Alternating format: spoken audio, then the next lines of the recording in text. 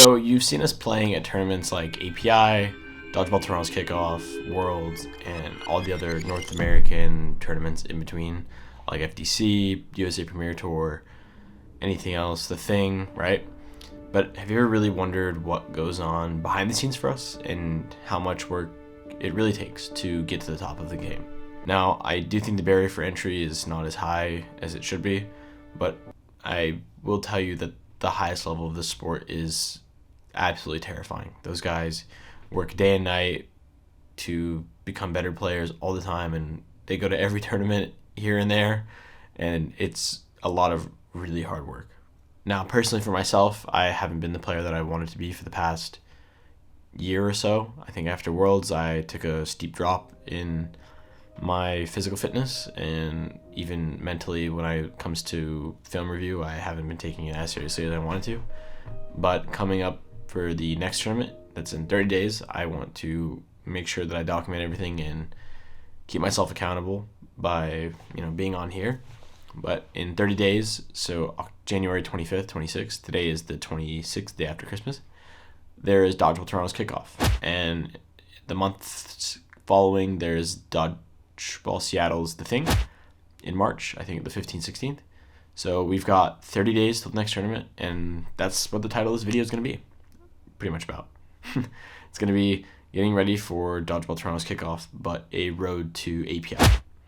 Now, we won Worlds this year. I've won FDC.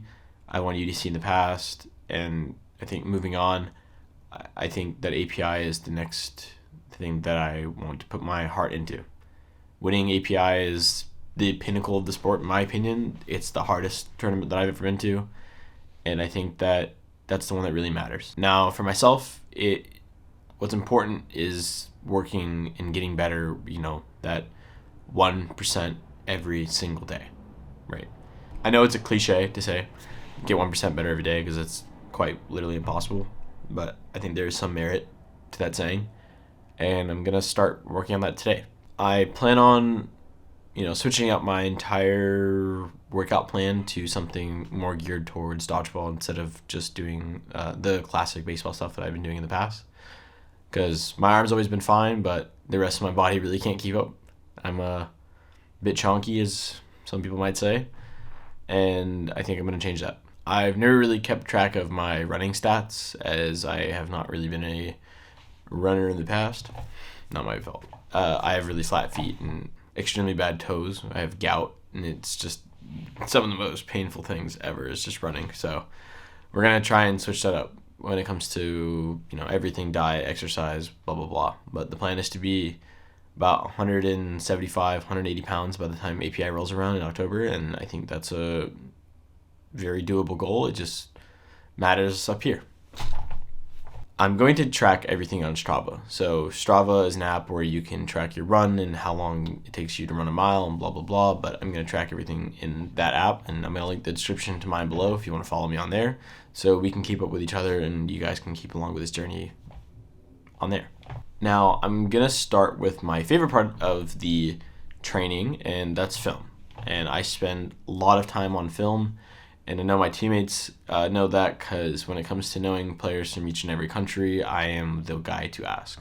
So I'm going to start there, and it's going to be developing some strategies for the guys in Dodgeball Toronto. So we lost last year to Saint Elite, and that was Joshua Hughes' team, and it was a very sad finals for us. We just beat Dodgeball Canada's team the game before, which was supposed to be the harder of the two opponents, and then we got washed by Saint Elite. I think we were a little bit tired, but that's not really an excuse when it comes to 20-minute games, I think, in my opinion. So I'm going to start on that. It's going to be a lot of watching the Dodgeball Canada's Nationals from last year that I was actually at, but I'm going to watch the film and make sure that I know what people are going to do.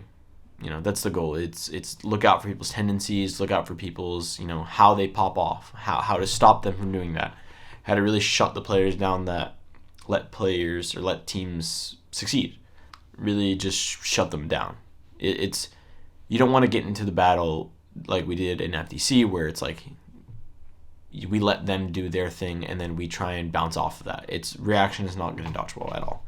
You need to be the aggressor. You need to start the fight pretty much, or else you're going to lose. On top of that, there's going to be no Manitoba teams, I believe, because the Manitoba Provincials is the same weekend. So I'm going to start rounding up the teams that are going to be there and the rosters and such, and start there.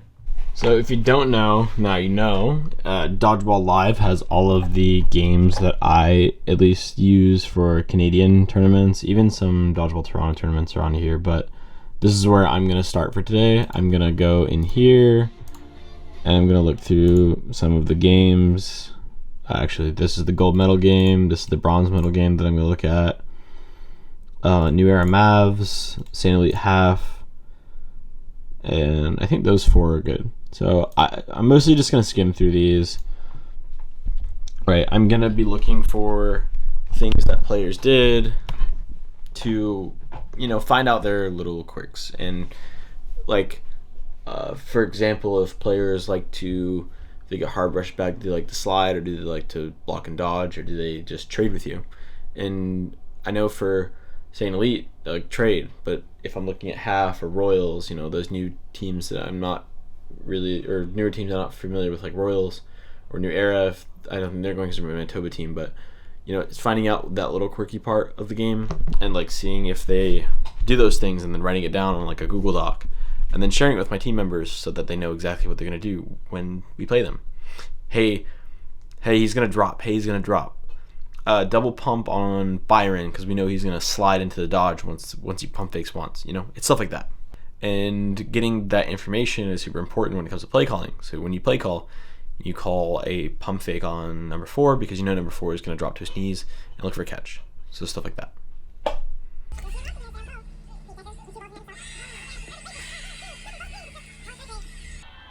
It's funny to watch these games because I'm on the sideline. It's literally me at Nationals. I don't know why I was there with Shota, but, memes. Alright. So yeah, that's pretty much what I'm going to do for the next part of this spot. I've ran into some weird health issue in the past week, so I'm going to start running tomorrow. But actually I'm going to run today, but I'll do it after this video. But I promised a room update, and for those of you that were actually waiting for it, here you go.